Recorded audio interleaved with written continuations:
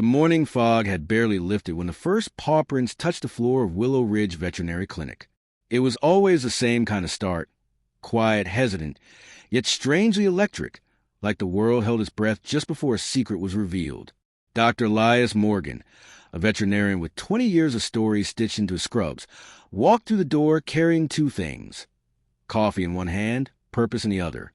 That day, like many before it, would become a tapestry of wagging tails, trembling paws, tear-filled eyes, and the kind of courage only dogs could teach. The first patient was a familiar one. Ruby, a senior golden retriever, already had a favorite corner in the waiting room. Her eyes, clouded with age, still shimmered when her name was called. The clinic had seen her grow from a playful pup to a seasoned companion. But today was different. She moved slower, lay down sooner. Her owner, Mrs. Hill, clutched her leash a little tighter. Ruby had beaten cancer once, but this time the lump was bigger. The vet didn't say much. He didn't need to. He just ran his hands down her fur like he was listening to a story she was trying to tell through her body.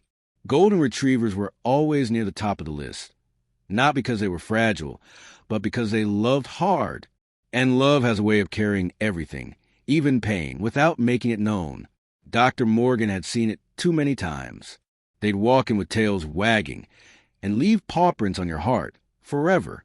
A few minutes later, the door creaked again, and in waddled Winston, the French bulldog, snorting like he had run a marathon in the parking lot. His breathing sounded like a distant chainsaw, but his attitude was royal. His owner, a tattooed man named Rico, who looked like he hadn't smiled in years, carried him like a baby. "He's been wheezing worse than normal," Rico said. "Didn't sleep last night." "Neither of us did." Dr. Morgan nodded. Brachycephalic syndrome. Frenchies had charm that melted social media, but their airwaves were like drinking through a crushed straw. It was a battle between beauty and biology. But Winston didn't care. He licked the vet's hand as if to say, "Let's get this over with, document. I got naps to take." And that's what made these visits so heavy. French bulldogs weren't just patients. They were paradoxes. Fragile in frame, yet tough in spirit. That little dog had survived more surgeries in 4 years than some people do in a lifetime, but he still strutted around like he owned the pavement. Then came Luna, the sleek black Labrador who burst through the door like a storm wrapped in fur. Labs were always here. Always. Whether it was knee injuries, infections, or mystery blockages. They were repeat customers. Luna's owner, a college student named Mariah, looked embarrassed. "She ate a tennis ball," she mumbled. Dr. Morgan raised an eyebrow. "Ho!" Mariah nodded. Again. Luna wagged her tail, so hard it thumped like a drum on the wall. She had no shame, no regrets, just joy. That was the thing about Labradors. They broke themselves chasing joy, fetch until it hurt, run until it tore, love until it broke. Next was Titan, a German shepherd with posture like a soldier and eyes that missed nothing. He was trained, focused, disciplined. But today, he couldn't get into the car without help. Dr. Morgan helped the owner lift him onto the exam table. There was a tremor in the dog's back legs, the beginnings of degenerative myelopathy. "I noticed it last week," the man said, his voice cracking. He stumbled going up the stairs. "Just once. But it's not like him." German shepherds never complain. They protect even as their bodies betray them. Dr. Morgan had learned to read between the silences. With shepherds, strength was a language, and silence was a scream. In the corner, snuggled deep into a blanket, was a Chihuahua named Bean. He shook like a leaf in a thunderstorm, wide-eyed and convinced the clinic was a haunted house. But his chart told another story, heart murmur. Enlarged heart, the kind that made breathing feel like trying to catch clouds. Chihuahuas were built like acorns, small, hard, overlooked, but inside them burned the fire of a lion. Bean growled at a Rottweiler once. True story. Fear didn't define him. His loyalty did. Then came the boxer, named Diesel. His body was muscle and his face was joy, but that day he had a lump on his ribs. The 6th one this year. Boxers were the bruisers of the dog world, all play and no fear. But inside, their DNA often carried tragedy. Cancer was cruel. It didn't care how happy a dog was. And Diesel was always happy. Dr. Morgan took a deep breath and circled the lump with a marker. We'll do a biopsy. We'll get answers. Diesel licked his chin, like he trusted him with everything.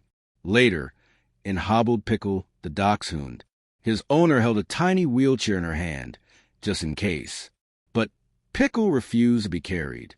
He dragged himself through the lobby like a warrior crawling through battlefield dirt. He had a bad fall last year, the woman explained. But he's stubborn. Intervertebral disc disease was common in the breed, but no one told Pickle that. He barked at the door, at the wall, at his own reflection. His spine might have failed him, but his spirit was indestructible. A poodle named Cleo came next. Elegant, quiet, but she had been chewing at her feet for weeks. Allergies, skin irritations, dental disease. Beneath the beauty of her coat was a war invisible to most. Then came the Beagle. Oh, the Beagle. His name was Scout, and he ran into the room like he had somewhere to be. Nose down, tail high. The clinic was a wonderland of smells, and Scout was the explorer. He had another ear infection. That made for this year. Doesn't seem to bother him, his owner said. He's just happy. That's what tied them all together. From the trembling Chihuahua to the cancer-ridden boxer, from the breathless Frenchie to the limping Golden, they all kept showing up with joy, even when their bodies were breaking, even when the visits were routine or urgent or terminal. They trusted, loved, forgave. And in their eyes, Dr. Morgan saw everything that made the world bearable. Unconditional love, unshakable courage, unspoken grace. As he closed the door behind the last patient, he thought about the list, the top 10 dog breeds most frequently seen at the vet. People read it with surprise, with curiosity, but he read it like scripture. Each breed wasn't just a name, it was a story, a journey, a lesson, because the truth isn't in the statistics.